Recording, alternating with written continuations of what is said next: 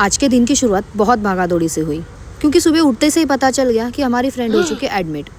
फिर क्या, पहुंच गए हम अपनी जिम्मेदारियां निभाने उसके पास, और मीट और पेशेंट। हॉस्पिटल में आके भी मेकअप नहीं छूट रहा है इससे।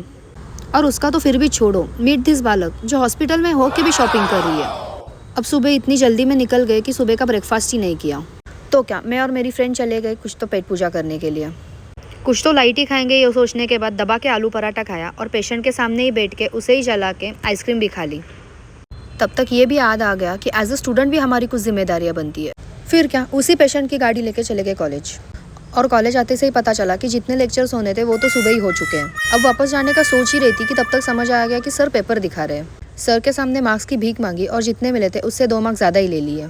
एंड देन एंट्री ली हमारी क्लास टीचर ने, जिन्होंने बोला कि 6 बजे तक कॉलेज कंपलसरी करना है। फिर क्या, बैठ गए प्रैक्टिकल्स करने। मैम को कैसे तो कन्विंस किया और 5:30 बजे ही हम सब लोग भाग के चले आ गए। रूम पे आते ही पता चला कि पहनने को तो कपड़े ही नहीं है, तो सबसे पहले कपड़े धोए और फिर चली गई वही मेस की घास फूस खाने। That's it for today, bye bye.